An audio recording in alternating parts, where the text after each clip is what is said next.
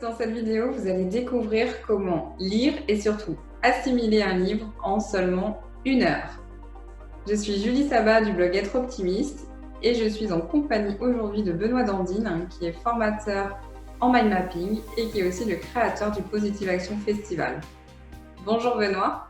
Bonjour Julie. Alors Benoît, merci déjà d'être avec nous aujourd'hui.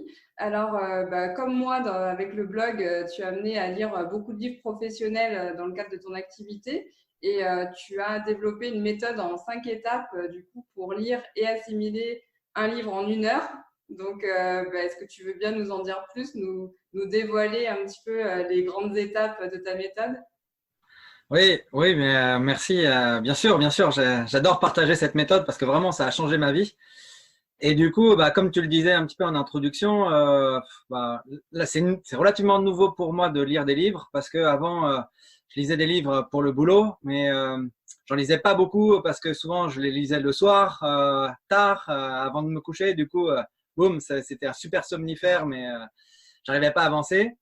Et puis, je pense que toi aussi, et plein de gens le font, c'est sinon on surligne, on tourne des pages, on se dit ah ça c'est intéressant, etc. Mais au final, quand on arrive au bout de plusieurs semaines à finir ce bouquin, puisqu'on se dit ouais il faut que je le finisse, il n'en reste pas grand-chose. Oui, ça j'ai pu le constater plein de fois, c'est assez frustrant, ouais, c'est vrai. Et du coup, je me suis dit, mais c'est pas possible, on peut pas passer des heures à passer ça. Et en plus, ce qui est marrant aussi, c'est qu'on dit 10%, tout le monde le dit, on entend partout, on ne retient que 10% du contenu d'un livre, mais on met rien en face pour arriver à retenir plus. Donc, voilà, c'est un peu le contexte. Et du coup, en fait, moi, pour information, donc, j'ai fait beaucoup de mind mapping et je donne des formations sur le mind mapping, qui est une méthode pour penser différemment et utiliser les potentiels de son cerveau. Et je me suis dit, tiens, je vais essayer de l'appliquer au niveau de la lecture de livres et on va voir ce que ça donne. Et finalement, vraiment, ça a hyper bien marché. Et du coup, j'ai décidé même de former les gens en présentiel et en ligne, etc. Parce que voilà, c'était incroyable. Donc, je vais partager un peu de tout ça et des 5 étapes, sachant que l'objectif, si on veut, si tu veux voir un peu comment ça se passe, c'est ça peut être par rapport à des bouquins comme ça qui sont hyper connus, La semaine de 4 heures, que tout le monde connaît et tout, mais déjà, qui l'a vraiment lu? Qui s'en souvient à l'intérieur? Ah, bien joué. Mais c'est hyper dense et tout, il y a beaucoup de choses à l'intérieur et je pense que voilà, la mémoire de ce travail, elle est saturée, on oublie plein de choses si on ne prend pas vraiment des notes avec voilà, une autre façon.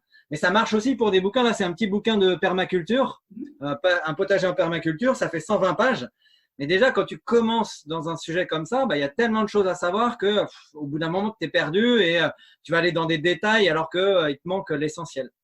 Donc voilà, et la finalité, c'est d'arriver. Alors ça, c'est mon écriture, hein, mais c'est important aussi. C'est j'ai un bouquin en 1 page et je me balade à l'intérieur du bouquin pour me dire tiens voilà, qu'est-ce qu'il y avait comme notion importante, c'était les étapes importantes, etc. Donc c'était pour te dire, ça concerne les livres professionnels, pas les romans bien sûr, où il y a une histoire et on aime bien lire l'histoire avec de l'émotion et tout ça. C'est vraiment les livres de développement personnel, d'efficacité au travail ou de loisirs comme ça où il y a beaucoup de choses. D'accord. Alors, Et donc, la dis-nous. première des choses, la première des choses à savoir, c'est que, bon, alors moi j'ai appelé ça la méthode 3C 2A, c'est un moyen mnémotechnique pour s'en souvenir. 3C, donc on sait que il y a les 3 premières choses à savoir commencent par un C et 2A, ensuite il y a 2A. C'est comme ça, voilà, c'est une petite astuce. La première des choses, c'est être au calme. Souvent, quand on essaie de lire un livre, alors on est tard le soir et du coup on est épuisé. Sinon, peut-être que certains des gens qui sont chez toi le font, qui sont abonnés à ta newsletter, le font le week-end ou au boulot, etc. Et c'est hyper dur parce qu'il y a plein de bruit. On fait du multitasking, il y a des notifications du téléphone, de l'email, etc. On entend des personnes qui parlaient, voire on entend les paroles de la musique. Et ça, c'est vraiment impossible d'être concentré vraiment sur une tâche s'il y a du bruit autour. Donc vraiment, le premier, c'est le C, le calme. Et du coup, c'est pas n'importe quand, c'est aussi potentiellement le matin. Si moi, en tout cas, je suis plus frais au niveau de mon cerveau le matin, je programme tous les jeudis de 9 h à 10 h parce qu'en plus, moi, j'arrive à lire et assimiler un livre en 1 heure. Donc, je le planifie. et en général, je ne dépasse pas trop. Donc ça, c'est le premier, concentration, et c'est vraiment obligatoire. Parce qu'on va demander du jus de cerveau. Deuxième, c'est la capture. La capture, ça veut dire qu'on va devoir capturer l'architecture complète du livre. Et ça, c'est relativement simple s'il y a un bon sommaire. Parce que, en fait, l'auteur du livre, lui, comment il a écrit son livre, il a d'abord passé par l'étape sommaire. Il s'est dit, tiens, voilà comment les grandes idées, puis après les détails, et au fur et à mesure dans les détails. Et lui, pour lui, c'était simple, il l'a fait. Enfin, c'était simple. Au bout de peut-être plusieurs semaines, voire plusieurs mois, il est arrivé à ça. Mais nous, pauvres lecteurs, quand on arrive là-dessus, on lit de façon linéaire comme un roman et on est complètement saturé d'informations, de détails, de détails, de détails. Et il nous manque cette vision globale et pour bien comprendre où l'auteur veut en venir. Donc, capturer, et c'est pas n'importe comment. Il y a deux choses à savoir sur la capture. C'est on va d'abord faire le titre, l'intention du livre. La semaine de 4 heures, c'est travailler. C'est pas, voilà, c'est un objectif, mais en fait, c'est travailler moins, gagner plus et vivre mieux. Et déjà, on se dit, tiens, voilà, c'est l'objectif du livre et je vais regarder tout ce qui m'intéresse par rapport à ce que j'ai envie de faire aujourd'hui. Donc, l'intention, après au centre, et après, on va prendre les chapitres pour avoir le déroulé. Et après, on va aller dans les sous-chapitres, les sous-sous-chapitres, et on va aller détecter tout ce qui n'apparaît pas au sommaire. Parce que finalement, dans des éditions classiques, les éditions Duno, etc., où là, ils font très attention à leur sommaire, tout est détaillé. Mais dans la plupart des bouquins, notamment de développement personnel, en fait, tout est caché à l'intérieur. Il y a des sous-paragraphes, des listes à puces, des changements de typo, etc. Et c'est ça qu'il faut aller détecter. Donc, capture. Et la capture, elle se fait pas non plus n'importe comment. C'est le principe du mind mapping. Et c'est ça qui a rendu célèbre Tony Buzan, l'inventeur de ça. C'est que une phrase, un titre d'un paragraphe, on va essayer de le réduire en un mot. Et ce travail cognitif de dire, tiens, voilà, mais cette phrase-là, comment je pourrais la résumer en un mot? C'est quoi qu'est-ce qu'il voulait me dire? Qu'est-ce que je dois comprendre? Quel mot je dois sélectionner? C'est la classification, la hiérarchisation, la compréhension qui est en train de se faire naturellement. On est actif, complètement actif. Parce que vraiment, un mythe complet, c'est de croire que parce qu'on lit, on mémorise. C'est complètement faux. Il faut être dans l'action, dans l'actif. Donc là, c'est une des solutions, c'est réduire ces phrases en un mot. Et voilà, tu vas voir, enfin, tu l'as expérimenté aussi, c'est une gymnastique un peu particulière si on ne connaît pas le mind mapping. C'est pour ça que voilà, ça se fait pas en 1 heure la première fois, c'est pas possible. Mais cette gymnastique, et puis elle est très amusante parce qu'en fait, le temps passe très vite et on a l'impression en peu de temps d'assimiler 70% du livre rien qu'avec des mots-clés. Donc, on a dit calme, capture. Derrière, il y a la colorisation. Et la colorisation, ça peut se dire, il faut mettre des couleurs. On peut dire, ah, c'est pas important et tout ça. Mais en fait, c'est mal connaître le cerveau. Parce que le cerveau, il aime les couleurs. Il aime que ça soit joli.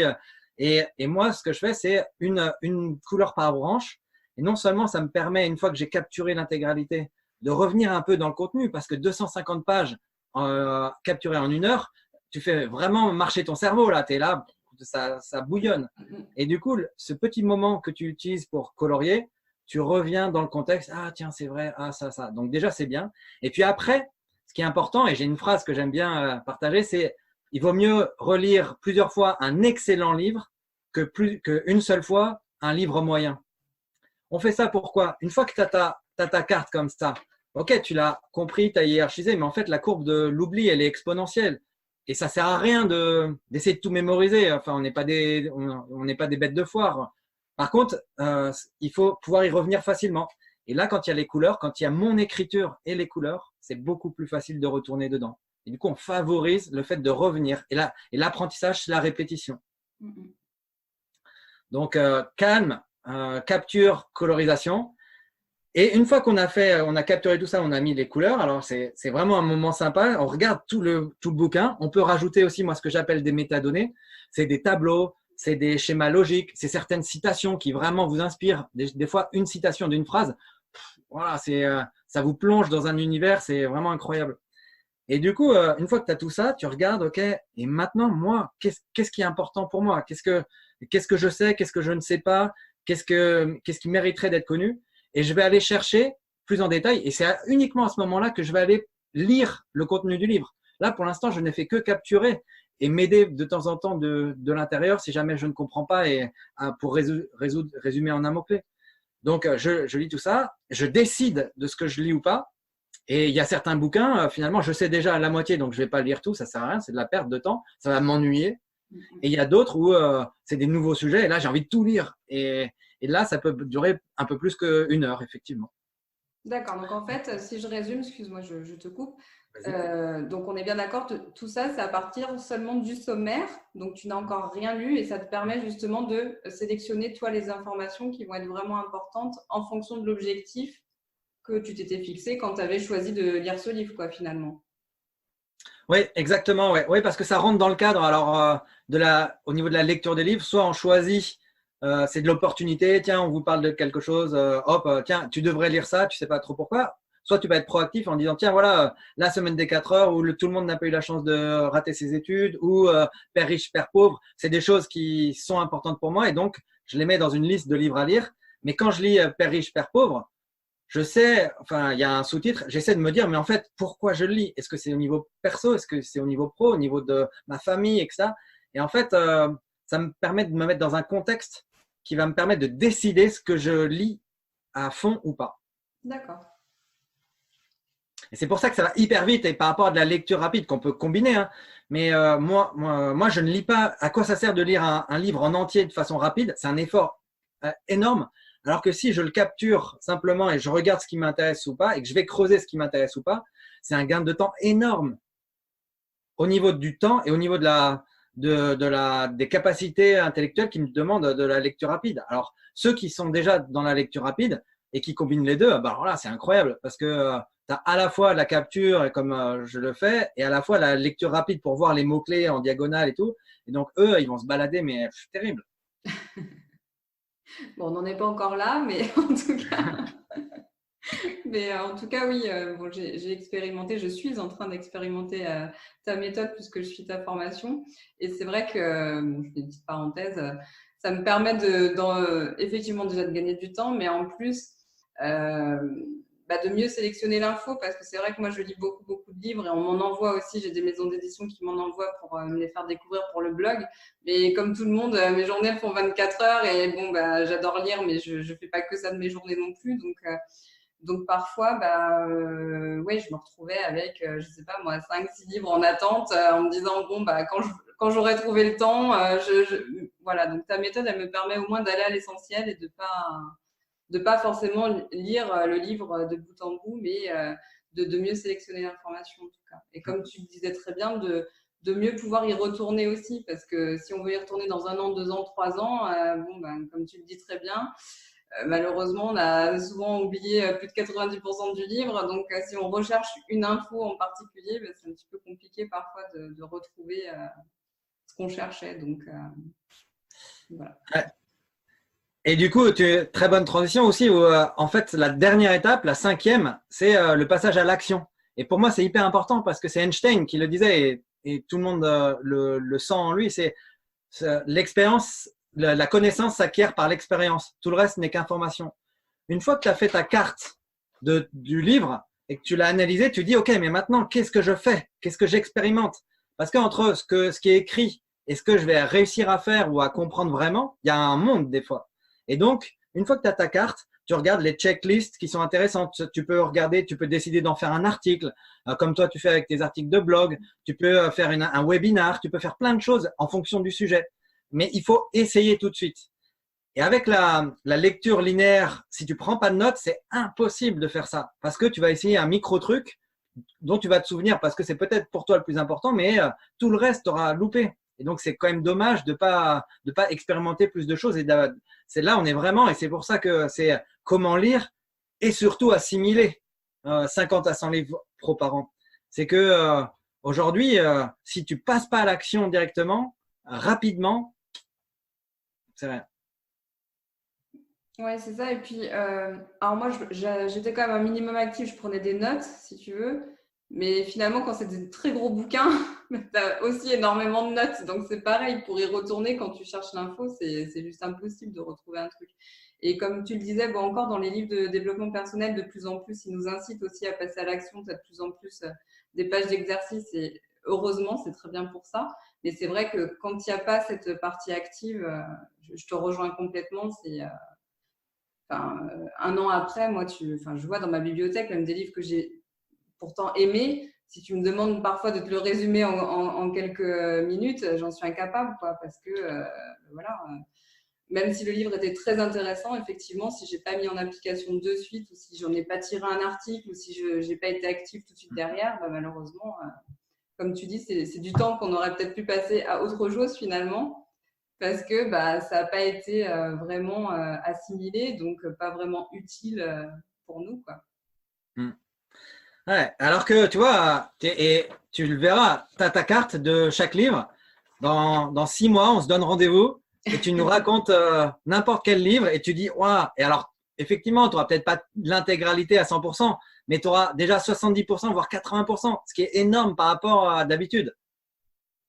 Ah bah oui, oui, non, mais complètement. Hein. Et puis, bah, écoute, ce sera mon challenge. Alors, on se donne rendez-vous dans combien de temps alors? Je vais lire plusieurs livres là pour Bah, dans quelques mois, tu vas voir, avec quelques mois. l'expérimentation, et dans 4-5 mois, si tu veux, on regarde, tu nous expliques un livre que tu as lu il y a 4-5 mois. Et de toute façon, tu vas vouloir le faire, parce que tu vas voir, une fois que tu as ta carte, tu as envie de le partager. Bon, bah écoute, merci Benoît pour toutes ces astuces en tout cas. J'espère que ce sera utile à mes lecteurs. Merci pour le temps que tu nous as consacré. Bah, merci Julie pour l'invitation. Et vraiment, je les partage parce que 50 livres par an, enfin, ça c'est du coup possible avec cette méthode-là. Et 50 livres par an, ça veut dire que on change vraiment de l'intérieur, on apprend beaucoup plus de choses, et on devient de plus en plus dense à l'intérieur. Et vraiment, c'est libérateur. On se sent pousser des ailes, on peut faire plein de choses. Voilà, donc je suis content de pouvoir le partager avec toi.